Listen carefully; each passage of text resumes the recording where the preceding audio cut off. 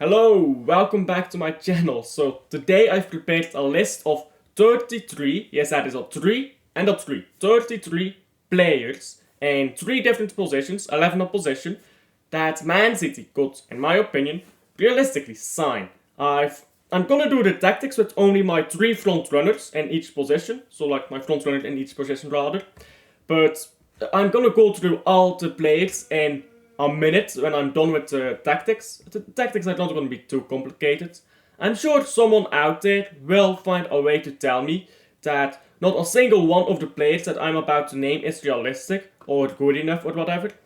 If you are that person, do not say anything unless you provide a better player that you think is realistic and we can sign. If you can't provide solutions, don't provide criticism. I'm done from people criticizing that can't give solutions as well. Yeah? That's simple. If you can't provide a solution, don't provide a criticism. So, with that said, as you can see here, the 3 white players would be the 3 signings. Now, I do know that Man City does not currently seem to want Liam Delap or Zubimendi. I know. But I think that Man City, having said that they don't want these players, doesn't mean we don't actually want them.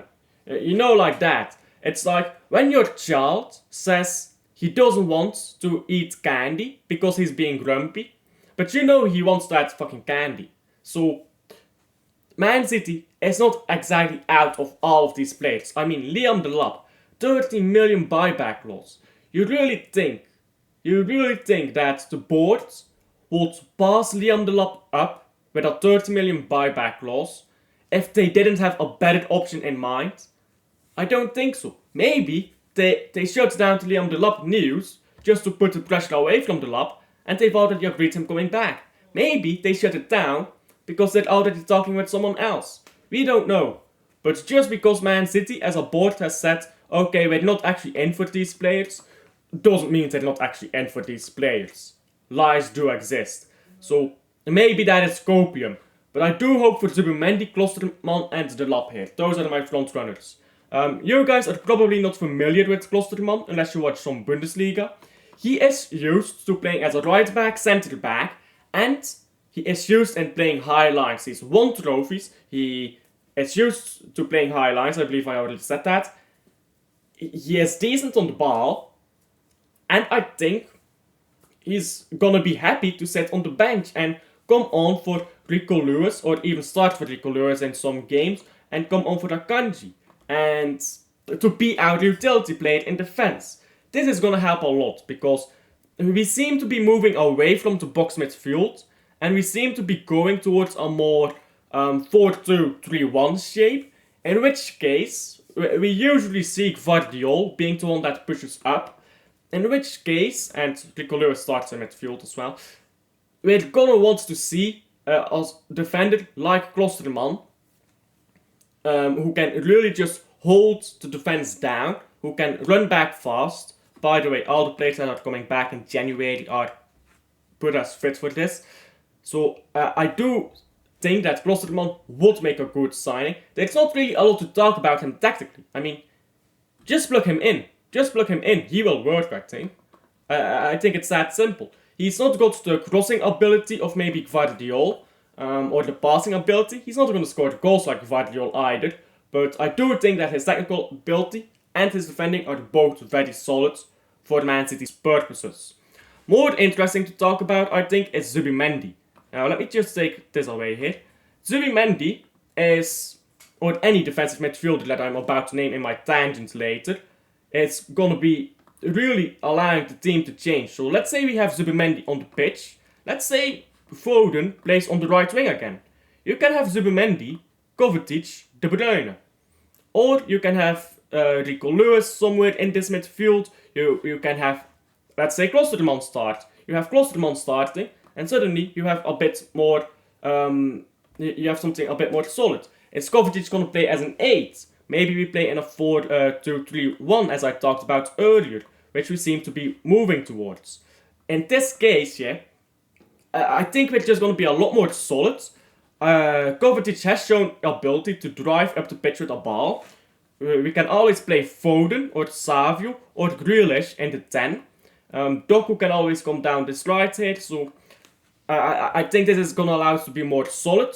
If we're gonna play with inverting midfielder, an inverting winger, sorry, then let's say Klosterman. I don't think he will be inverting, I think he will be staying back, so it won't be him. What about Gvardiol? Well, if Gvardiol wants to invert, Zubimendi actually does have a bit of ability to go up the pitch and provide a bit, but I do prefer him to stay back. So we might see a situation where Gvardiol pushes all the way up. And this creates the same situation that we had with Bernardo Silva, where Gvardiol is here and Bernardo Silva is here. But with Zubimendi, that is fine because he's younger, he's got more legs. I still don't like the system. I just honestly prefer if we keep a back three and maybe push up with a classical fullback who just goes down the wings. I would really prefer that, but if we are going to invert players into a midfield, then I do think that Zubimendi would just be able to handle that a lot more. He will be able to push up, he will be able to track all the way back, he can stop counters, you can always play him on the right hand side and swap him with Kovacic in case you want to invert Gvardiol, but then there's the question of can Kovacic handle that pace? Maybe Kovacic can play higher up and Gvardiol goes into here. There's a lot of conversations to be had there.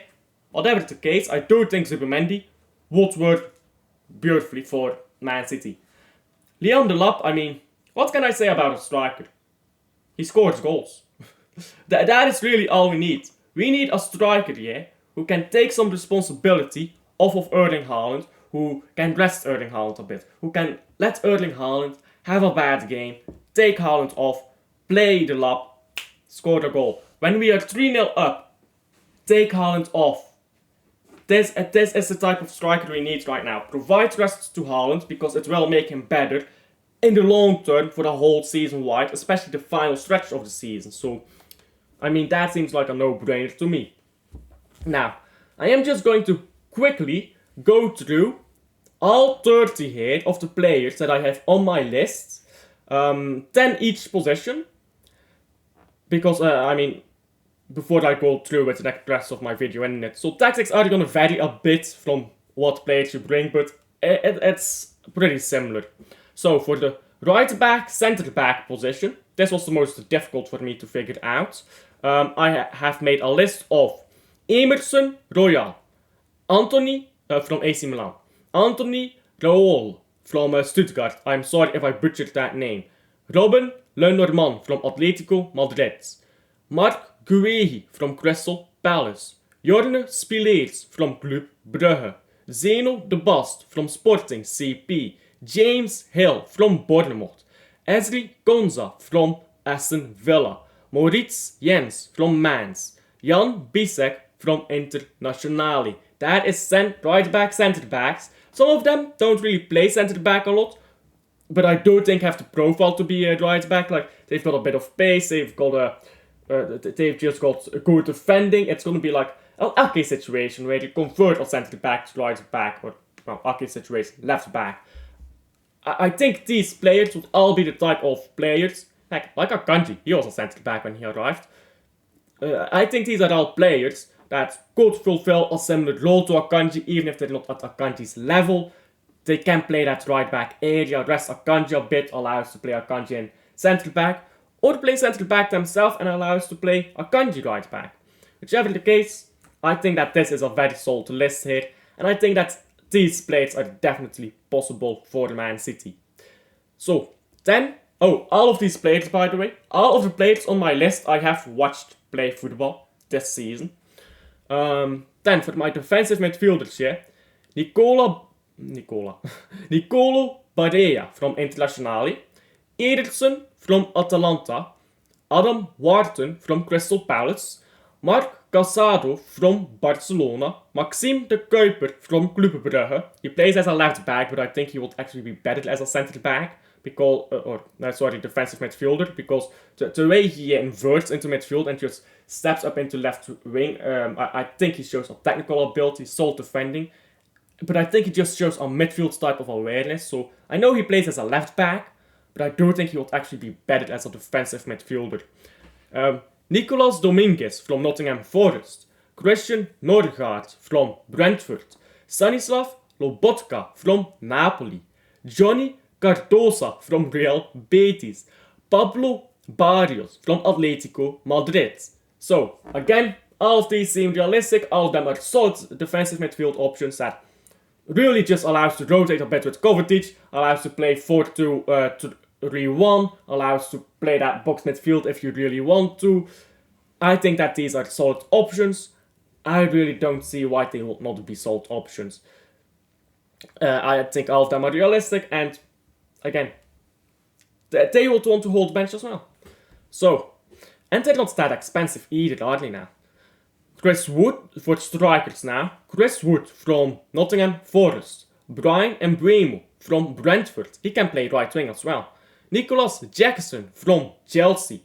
Tim Kleindienst from, correct my German pronunciation here, dat zult, Borussia Mönchengladbach. Romeo Vermand from Club Brugge. If you haven't noticed, by the way, the fifth player each time is a Club Brugge player. It's the Club Brugge tax, you get taxed on it, it's important. Jonathan Burkhardt from Mainz. Dusan Vlahovic from Juventus. Moise Kean from Fiorentina. Patrick Schick from Bayer Leverkusen.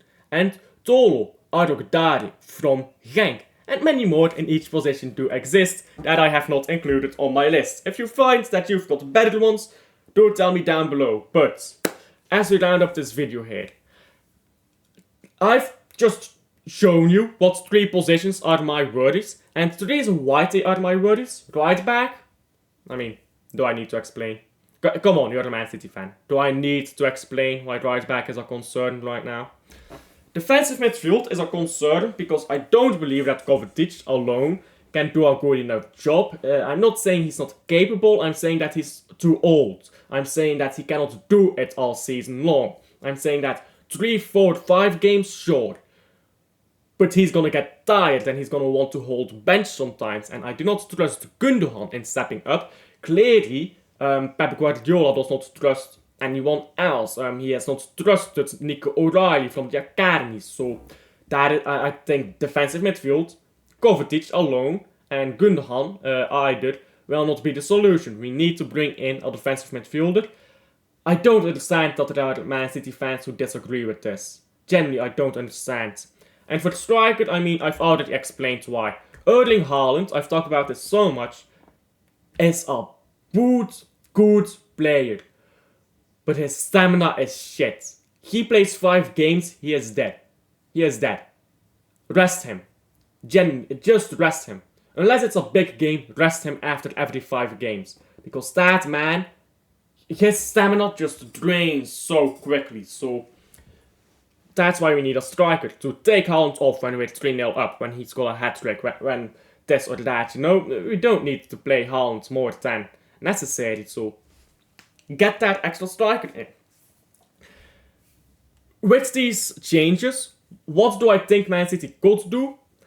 Well, I'm realistically thinking that depending on who you buy from where, you could be going anywhere to 50 million to 120 million in the January window. I think Man City should be able to finish top 4 and win the FA Cup. These are my goals now. I will talk about that a bit more in detail later. Oh, by the way, a channel update, I suppose, before I end the video. Like and subscribe, by the way, if you haven't already. The 500 subscriber special is coming in January somewhere. I'm gonna say like maybe January 17th-ish area, because we're looking at January 17th right now, yeah. Because my exams, I'm still in university, for those who don't know. My exams are gonna end like January 14th, so I'm gonna give myself a few days to prepare for the special and to just take a break after my exams. But yeah, after my exams, January 17th is the 500 subscriber special. Thank you to everyone who has liked, subscribed, all of that on my channel. And I'll see all of you on the next one.